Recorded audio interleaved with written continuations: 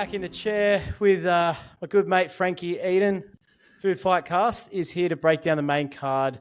Pretty excited, all things considered. It's been a really strange build-up to the card. We've had some ups, we've had some downs.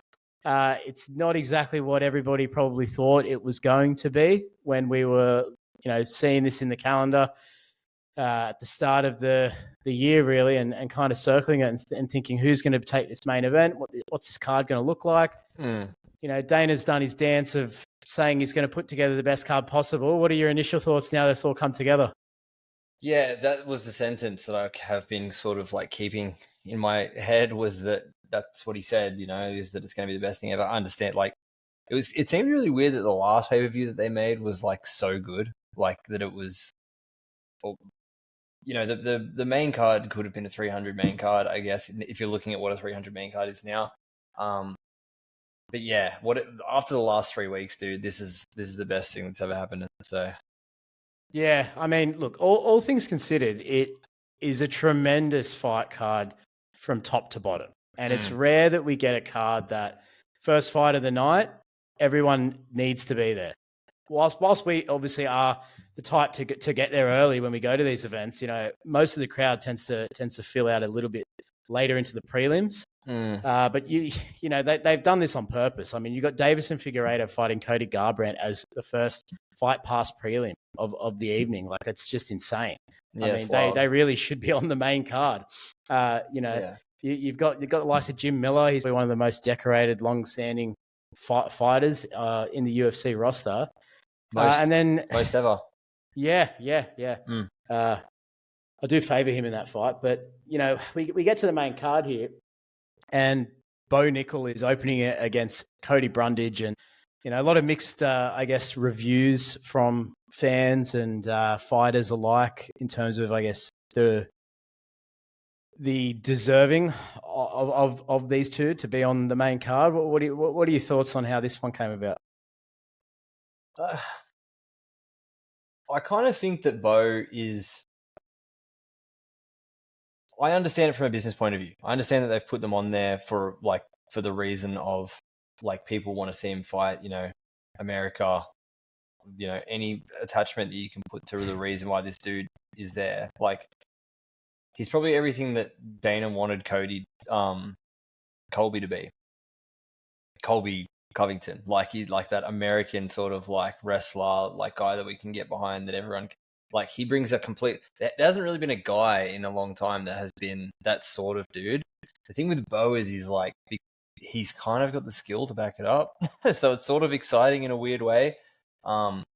If he was 12-0, no one would have a problem with this. I guarantee it. The fact that he's, what is he, 4 or 5-0 or something?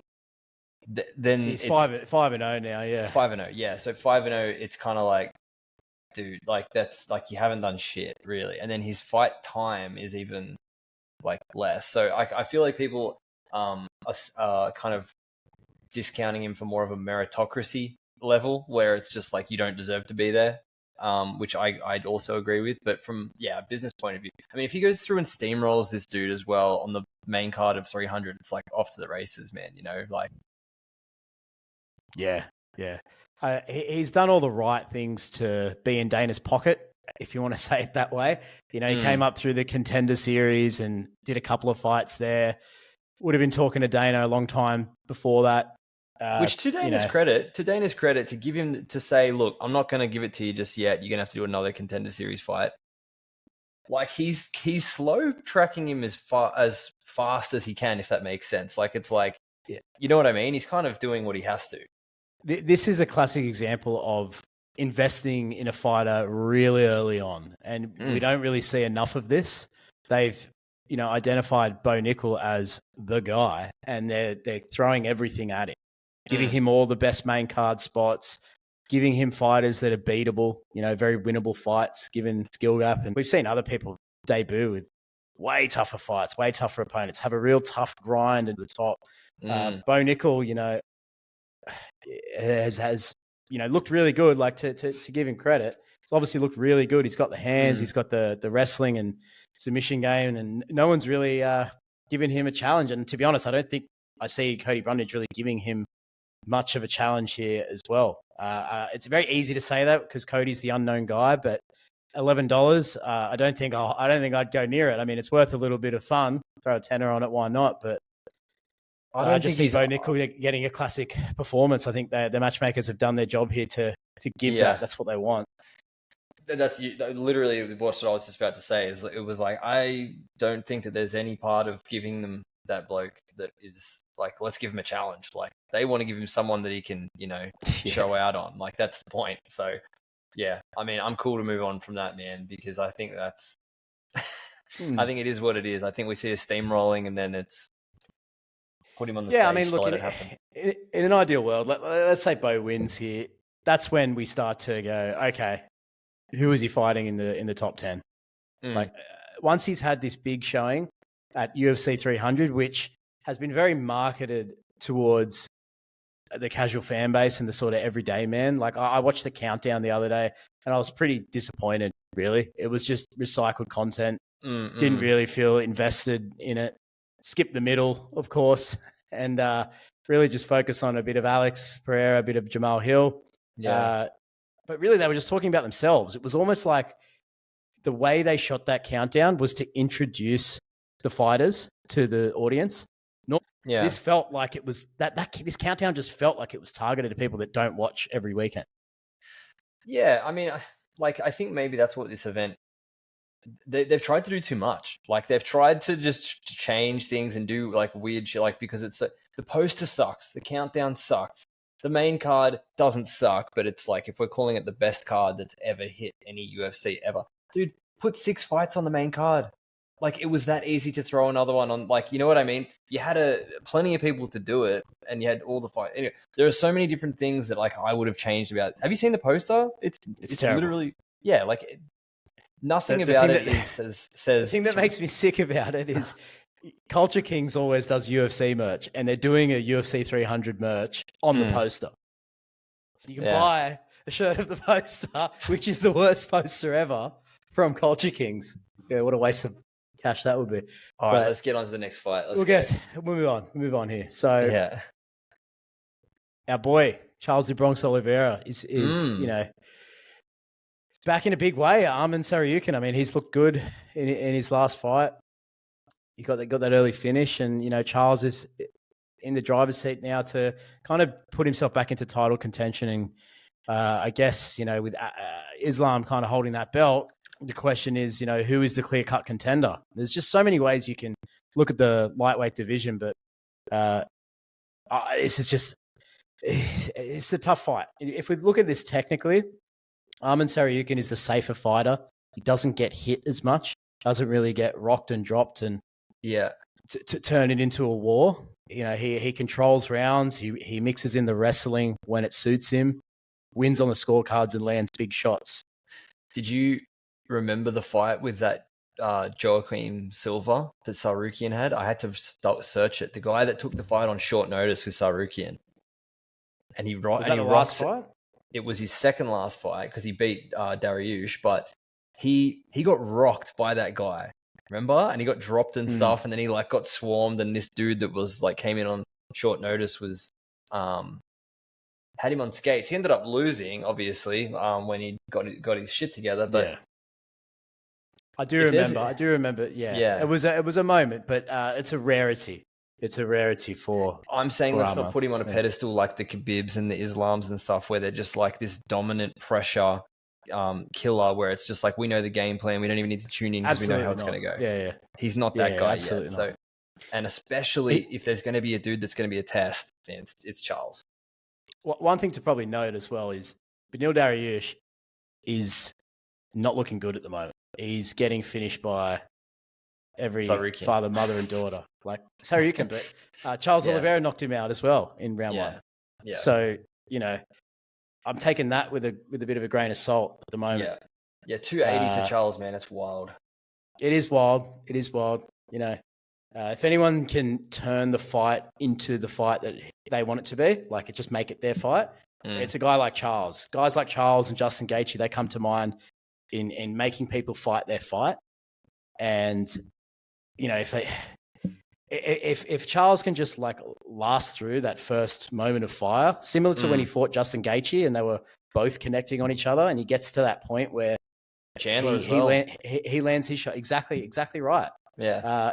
It's either he makes it through that and then just turns the table completely, or he can get clipped. Yeah.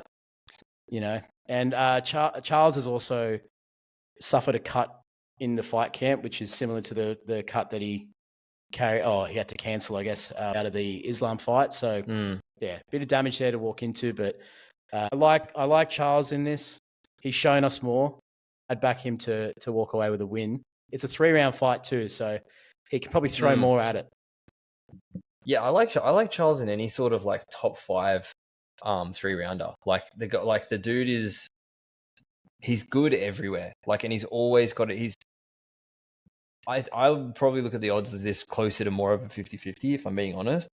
I probably would edge Arman but the unknown is exactly that. It's what we haven't seen from Arman. You know, it's like the competition. What is he like against a top 5 guy? Because like you said, Dariush isn't a top 5 guy. Let's be real. Especially when he fought him. He's not. Like Dariush definitely was a top 5 guy in his heyday, but he was a product of bad timing. Obviously, like he went on a bit of a shit run there and had a couple losses. But yeah, it's going to be really interesting to see how he goes up against a legit top 5er, like at the moment. Who's well-rounded everywhere. Yeah, intriguing fight. You know, another one that's worthwhile of being a fight night main event, but here it is in the middle of a main card. So brings us up to probably the people's main event of the evening, however you want to cut this one. Yes, it's for the bad motherfucker belt. Justin Gaethje, first time we've seen someone defend the BMF belt as well. Is it? Yes, I believe it is. I don't think it's ever been on the line since someone's won it. Yeah, it was vacant when Justin and Dustin went for it. Yeah. It's the first time we've seen someone carry it over, carry it and defend it. Yeah, gotcha. It's been said by Dana, oh, we're never going to do this belt again and all this, and when it's convenient for them, they've slapped it on there. So look, 3 title fights. Justin's obviously 100%. Justin, looked great last fight. Head kick finish over Dustin Poirier. Who doesn't love that? Max Holloway getting a lot of time to prepare here and coming up to 155. I'm going to be really interested to see how the size discrepancy goes, purely because I think Max is a better fighter than Dustin Poirier, and Dustin beat him at 155 when Max moved up. It's a small window. Dustin's a bigger dude, man. He just was, and he was on Fight Night. Like, this was a couple of years ago, but I think Max is a better fighter. But it didn't matter because, it could have been the edge in size that Dustin had. And I think Gaethje sort of fits into that category, man, where Justin's like almost like a mirror image of Dustin Poirier. Max now coming up against Justin with the punching power that he has, a natural lightweight who's probably going to be way bigger than him on Fight Night. I think that he can't get into that war, man. He cannot get into that war with Justin. He needs to fight a Max Holloway fight to win, and that's pick him apart for 5 rounds. What do you think? Yeah. I mean, look, Justin has shown no backstep in his game. He's actually, if anything, looked better in his recent fights. He's looked more calculated. Doesn't take risks as much. Doesn't just brawl and get clipped like we saw it in the Fiziev fight. He really controlled and kept that calm to the last round, to the end, and really took over in that second half of the fight. He's going to have a lot more power. He's going to have more size. And we've seen Holloway struggle with leg kicks before, with Volkanovski chipping away and really landing combos like that. Justin Gaethje throws the leg kicks from the clinch. Like, he throws them quite unconventionally, and at any moment, you're kind of at risk at any range of copping a leg kick or at the end of a combo. Is there every potential that's going to play a big part if this fight continues to go on through the later rounds and Justin lands that kick and it's not getting checked as much as it should. So we can see a lot of damage probably going the side of Justin. I think the pace that Max can put on and the volume and the accuracy can potentially be his sort of way to go forward here. But he's got to have to make Justin miss, because you can't get hit by Justin and kind of keep going as forward as you'd want. We haven't really seen Max get dropped, but it's different. He's a next level of power coming up to 155. Yeah, the fight with Korean Zombie, like the way that it ended, like that is not. Max gets baited into this shit, man. Like, and he's good, and he's obviously very good. But like you said, to be in that phone booth with someone like Justin, who's probably going to be the bigger guy than you on the night, like that's a dangerous scenario. That's very dangerous. Like, just because of that size and that power, man. But yeah, hopefully it's 5 rounds, right? Yeah, it's 5 rounds. Yeah. Title fight, man. Title fight, yeah. It needs to be in Max's game. He needs to chip away. At him. That's it. Yeah. Fight at his range. Definitely not counting Max out. Nah. He's had a proper camp here, ready to prepare. Plenty of time to put on size and do the rounds and all that. So, but 250 to Max, 150 to Justin seems fair to me. That seems fair. Seems fair. From what we've seen, all the data, definitely seems fair. Okay. May the best man win on that one. I'm just excited for it. That'll be, I am very excited for that. I suppose the only thing that's maybe disappointing is like it can kind of stall the 45 division. If Max wins, what does he do? Does he, is he out of the picture? Perhaps it just lets the 45 division move on though, and gives us an exciting contender at 55. So look, we'll see what happens. Yeah, see what happens. Cool. Co-main event: China versus China. Let's go. I'm just having visions of Big John ordering Chinese food for the family. But Bosh. All good. Bosh. This is the fight of the Bosh. Weili Zhang versus Yan Xiaonan. Look, Weili Zhang, as much as I'm not really emotionally invested in her, she is a pretty impressive athlete when it comes to the strawweight division. Like, there's not a lot of females on the roster that I can be extremely impressed by in terms of their athleticism and their skill. Rose Namajunas comes to mind with some of her striking and her footwork. There's been some notable others, but Weili is built in a lab to fight. Like, she's got all the strength, the wrestling, power. She seems to get better every time she fights, and she's exciting for that part of the world. And look, at the end of the day, Chinese champion will rise out of this fight. Yeah, they're definitely going to keep one. It's I just don't know enough about Yan Xiaonan. Like, I've seen her, I don't know her name, everything, but as a 450 dog, like, there must be something here that's going to be lopsided. Like I obviously know Zhang Weili's like she's a beast, man.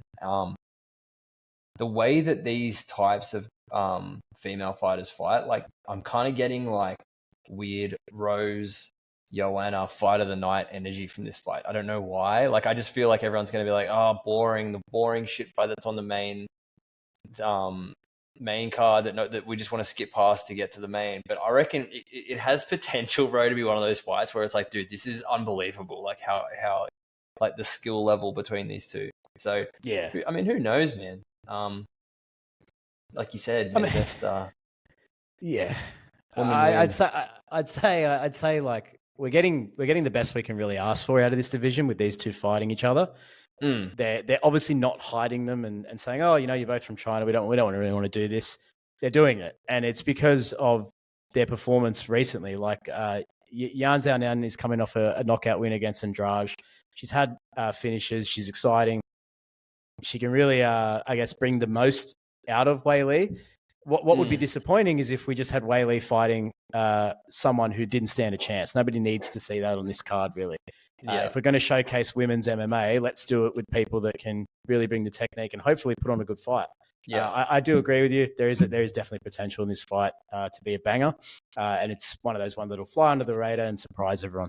Yeah. So we'll see how it goes. But I mean, if there was ever a stage to be set for everyone to bring their A game and put on a performance, it's this card. I feel like once the ball starts rolling, dude, if Cody goes in there and knocks out, like he off the first fight of the night, Cody like a $3 dog as well against Davison. Figueiredo. Yeah, it's like, that's just going to snowball the whole rest of the thing. And then don't forget about Renato Money Moicano as well. That was a late addition too. Yeah, it's cool. That'll be a fun one against the Aileen Turner. But let's round this thing out. Let's do it. Let's round this thing out. I'm hungry. I want some dinner. Yeah. Alex Pereira, Jamahal Hill, the fight that I guess no one really thought was going to be the main event when we were all stipulating what could be the main event. No one really thought about Jamahal Hill. We were all thinking Alex Pereira potentially against Izzy or somebody else, but here we are. Yeah. There hasn't been a moment where I've cared about this since it was announced. I remember when I popped up on my phone and I picked it up and I went, cool, and I put it back down. Maybe because the hype for yesterday, something clicked in my head, man, where I'm like, this is fucking unbelievable. Like, I want to see Pereira smoke him. Like, I just want to see him. Yeah. Because the thing is, I'm not the biggest fan of Jamahal, but the dude can fight, man. Like, the dude is like, he's so... He brings an air of, like, I don't know, street fighter to it is probably the best way to do it, which is kind of fun. Like, if you're talking about a guy, you're not talking about a dude it's like when Yuri was matched up with Pereira. You're like, dude, this is going to be sick because Yuri goes forward, he goes forward, they both knock people out. This is going to be sick. Like, it's kind of the same thing. Like, it's just like, if they both bring it, it has the potential to be like a really dope, scary fight. Yeah. Like, we haven't really seen anything bad from Jamahal. Like, you know, his fighting style is I understand. Look, his personality may not be for everyone, but his fighting style is pretty exciting. You know, he's had great performances. Like Glover Teixeira, that whole storyline with Glover now coaching Alex Pereira is pretty awesome, really, to see now the student now take on the role of getting revenge for the master, essentially, in this fight. Yeah, it's kind of cool. You know, Jamahal Hill represents that sort of, like you said, that sort of street fighter, you know, mixed martial artist kind of vibe, just coming up as a all in fighter into MMA, whereas Alex comes from that kickboxing background. You know, doesn't move his head too much, has the kicks, has the elbows, has all that sort of kickboxing Muay Thai technique to bring to the game. And just like so much experience in terms of the amount of kickboxing fights that he's had. He's only had 11 fights as a pro MMA fighter. Crazy. Jamahal Hill only 13 when you really want to split hairs there. But yeah, Alex has fought the best of the best in the UFC. You know, he's had fights against Izzy. He's had fights against Jan Blachowicz, Yuri now. So he's on an absolute run. To see what this guy's done in like a few years is incredible. It's incredible. And he doesn't even really speak English. Yeah. Yeah, I think it's because, I mean, again, it's light heavyweight. It's like he can play his game. He's not a novice combat sports competitor. Like, he's had a shitload of kickboxing fights, and he predominantly fights kickboxing fights just in MMA. Like, he hasn't really been, you know, struggled on the ground or been tested on the ground really with anyone. And I don't really think Jamal's going to do that either. Like, there are two guys, like you said, with not really crazy pro records. Alex has done as much as you could possibly do in 10 fights. Like, it's ridiculous. The thing for me with this, specifically this weekend with Jamahal, with his injury, with his Achilles injury, and 9 months ago. It wasn't that long ago, dude. Like 9 months. Yeah. So 210 he is. Sorry. I'll correct myself. 9 months he had the surgery. Yeah. But that's still, it's still about the same. Yeah, but it's still early to come back from an injury like that. Apparently, from what I've been saying, from what I'm hearing, this is. I'm glad you brought this up because Tim Welsh, Sugar Sean's head coach, he had Achilles surgery, and he was told 12 months to recover and actually get back to performing at 100%. Yeah, it's only been 9 months, so I don't know if Jamahal is completely back and ready. Like, they would have given him the call and he would have said yes no matter what. Like you don't say no to a fight like this on UFC 300, a spot like this. But is he fully recovered? Yeah, that's what I didn't get. That's what I was saying. I like the line. I was like, really, 210? And you're telling me that Oliveira is like 280? Someone who's like 210, 175 should be the Oliveira and Tsarukyan, in my opinion. Like a guy who's been this crazy injured and more importantly, inactive. Like he hasn't been active, man. And he's going to go up against this guy who basically says, fuck your resume. I'm just going to walk through everyone. And I don't care how much experience I have or don't have. Like Pereira's probably the worst guy to be fighting. I don't know. Like he could come out there and just shut the whole thing up and it's like whatever. But I mean, we've spoken so many times on this thing, man, about how much that activity is important. I mean, like you do not get to come back and fight one of the best guys in the world after being inactive for that long, unless MMA's fake. I don't know. Like it's I get it. To me, again, like, and I've said this sentence before and been proven right.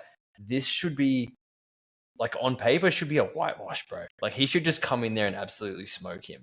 Like, yeah, I'd have to agree with you. Like when I saw that this was, I think it opened at like almost even, and like it still almost is. How has this not moved? I don't understand. I feel like we will see this line drop and the money to come in on Alex towards Sunday. He is the more known guy, so as people start to really bet on this thing heavy, I feel like they'll lean on that and they'll lean on his fights with Izzy and the history there. If that sort of story about the Achilles and the surgery and the layoff comes out a bit more, that drives that even more, that needle the other way. So, dude, if I was betting on this, it'd be house on Alex all day. Like, yeah, but again, that's just on paper, you know. Like you can just, it's like he could come out like it is light heavyweight. It is like it is going to be somewhat of a one-dimensional fight. Like it's a couple of guys that are probably going to trade a couple of leg kicks and punch each other in the head. That's basically what it's going to be. So the thing with the leg kicks as well, though, like Jamahal Hill's had that surgery. You know, he's had that Achilles. We've got one of the best, you know, leg kicks in the game. You saw that last fight with Izzy and Alex. How yes, Izzy got the win, but his leg was in trouble. His leg was in trouble towards the end of that round. How many of those kicks can Jamahal take with the layoff, with the surgery? Yeah, that's what I mean. All things considered, man, I think it needs to be a bit wider than that. But I mean, that's what they get paid to do, man. They're seeing something we're not seeing. So yeah, let's see how it pans out. Yeah. I guess that like if we look at the whole card, I mean, there's fun everywhere. Like you can't really get upset about the card, and it's got a chance to deliver. That all the fights are quite different. Sometimes you get a main event that's there's maybe too many in one division, or you know, like I think maybe the thing that is potentially. Let me have a look here. No, look, it all looks really good. Like it's got enough of everything. All the division, I guess it's got. If we want to split hairs, what have we got? One middleweight fight. Yeah, no heavyweight fights. How many times do the heavyweights turn out to be an absolute snoozer? Yeah, no, I thought you were trying to write off what weight classes weren't in there, but yeah. Anyway, man, should be a good card. Yeah, be a good card. You know, good matchups. We'll both be in Sydney for it. We'll be going to East Village Hotel in Darlinghurst, which is our favourite venues. Yeah. You got the athletic club upstairs with a lot of screens, and shut the blinds and tune in for a full day. Fights, beers, food, all that fun stuff. So really looking forward to it. Take it easy. See ya. You too, brother. Catch ya.